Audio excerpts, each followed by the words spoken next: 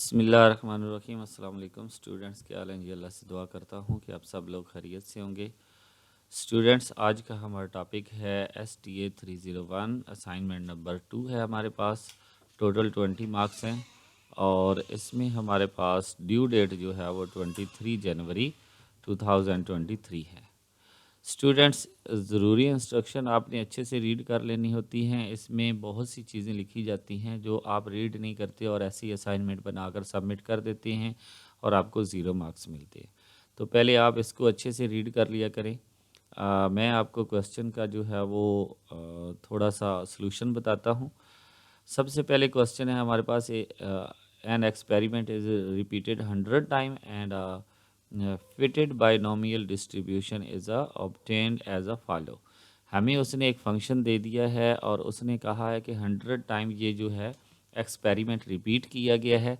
तो इसमें से जस्ट आपने 5 वैल्यू जो है वो क्या करनी है, चेक करनी है। Calculate the expected frequencies for the fitted binomial distribution. ठीक है, तो पहले हमने इसको जो है वो सॉल्व कर लेते हैं। इसी पेज पर मैंने नीचे इसका सलूशन लिखा है।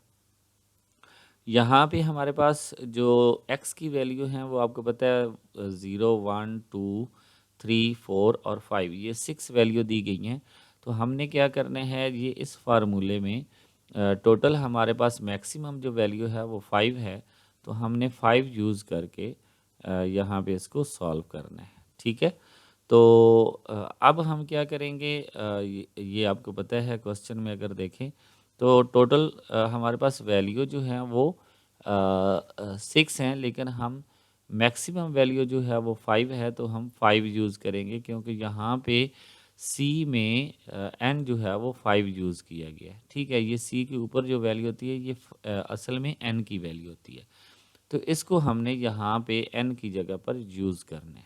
ठीक है, और जस्ट हमने क्या करना है, इस फार्मूले में x की वैल्यू अपने पास से पुट करनी है। ठीक है, तो x की वैल्यू जो है वो यहाँ पे 0 पुट करेंगे, सब में 0 पुट करेंगे। तो ये आपको पता है कि NCR का फार्मूला होता है।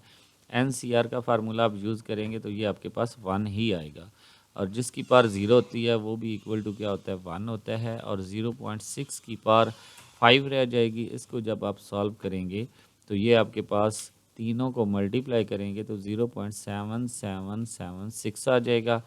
अब चूँकि आपने 100 टाइम जो है वो अपना एक्सपेरिमेंट रिपीट किया है तो आप इनको मल्टीप्लाई बाय 100 कर देंगे। ठीक है, मल्टीप्लाई 100 करेंगे तो आपके पास एक्सपेक्टेड फ्रीक्वेंसी 7.776 आ जाएगी। ओके, इसी तरह आप 1 पुट करेंगे, 1 पुट करने के बाद आपके पास जो आंसर आएगा उसको 100 से मल्टीप्लाई करेंगे।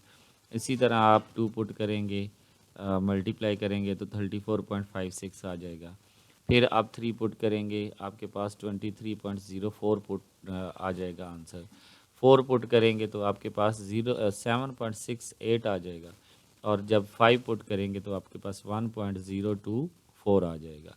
अब आप टोटल चेक करेंगे तो आपके पास जहाँ पे इन सब को प्लस करेंगे तो फिर भी आपके पास क्या आ जाएगा, 1, और इन सब को प्लस करेंगे तो आपके पास क्या आ जाएगा, 100।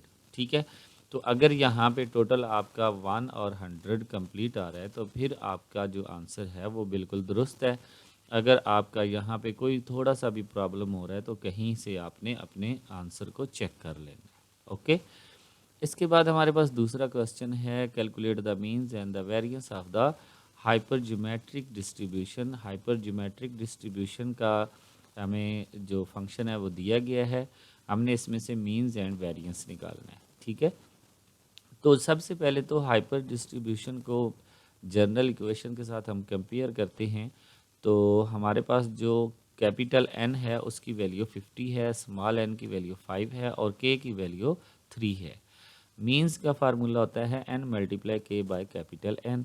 इसमें जब वैल्यू पुट करेंगे 5 मल्टीप्लाई 3 बाय 50, तो ये 5 1 ज़ार 5 और 5 10 ज़ार 50, तो 3/10 रह जाएगा, और जब उसको हम डिवाइड करेंगे तो 0.3 आ जाएगा।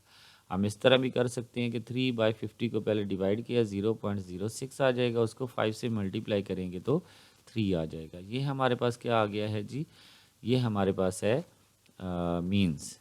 इसके बाद हमने वेरिएंस निकालना है, तो वेरिएंस का फार्मूला होता है n multiply k into capital N minus k N capital N minus small N divided by capital N square into N minus one. इसमें जब हम वैल्यू पुट करेंगे, वैल्यू पुट करने के बाद इनको सॉल्व करेंगे तो सॉल्व करने से हमारे पास वेरिएंस आ जाएगा 0.2590। ओके, इसके बाद हमारे पास जो तीसरा क्वेश्चन है, थर्ड क्वेश्चन, उसमें वो कह रहा है कि suppose that the number of a typing error per page has a Poisson distribution with average 4 typing error, what is the probability. यानी कि वो कह रहा है कि एवरेज हमारे पास 4 टाइपिंग एरर हैं, what is the probability in a given page the number of a typing error will be at least 2। यानी कि कम से कम हमारे पास एरर जो हैं वो 2 हैं और एवरेज हमारे पास 4 है, तो आप हमें इनकी प्रोबेबिलिटी बताएं। तो हमने क्या करना है, सबसे पहले तो वो देखने हैं जिनमें हमारा एरर नहीं आता। कम अज़ कम तो हमारे पास कितने हैं, 2 हैं, यानी कि 2, 3, 4 में तो आता है, लेकिन किस में नहीं आता, वो हमारे पास है 0 और 1, उनमें एरर मौजूद नहीं है। तो हम क्या करेंगे, अपनी वैल्यू निकालने के लिए प्रोबेबिलिटी की 1 में से जो अक्कर नहीं होते उनको हम माइनस कर लेंगे। ठीक है, अब हमारा कम अज़ कम तो 2 है ना, यानी कि 2 हो सकता है, 3 हो सकता है, 4 हो सकता है। ठीक है, लेकिन हमारे पास लेस देन 2 नहीं है, यानी कि 0 भी नहीं हो सकता, 1 भी नहीं हो सकता। ठीक है, तो ये हमने क्या करना है, पहले 0 और 1 को फाइंड करना है। उसके लिए हमारे पास फंक्शन में फंक्शन का फार्मूला दिया हुआ है ई की पावर माइनस म्यू, और यहाँ पे गलती से जो है वो माइनस लगा हुआ है, इसको आप कट कर दें। तो यहाँ पे इसको सेव कर लेते हैं, डिवाइडेड बाय एक्स फैक्टोरियल। यहाँ पे इस फार्मूले में आप वैल्यू पुट करें। अब यहाँ पे म्यू आपको दिया हुआ है, एवरेज उसने जो बताई है वो 4 है। एक्स आपने क्या करना है, 0 और 1 पुट करने हैं, और इसके बाद ई की वैल्यू जो है वो आपको कैलकुलेटर देगा।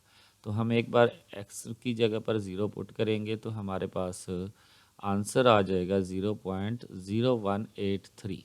ठीक है, और ये 0 फैक्टोरियल का जो आंसर होता है वो 1 होता है। ठीक है, फिर हम 1 पुट करेंगे तो हमारे पास उसका आंसर आ जाएगा 0.732। ठीक है, तो 1 का फैक्टोरियल भी 1 ही होता है।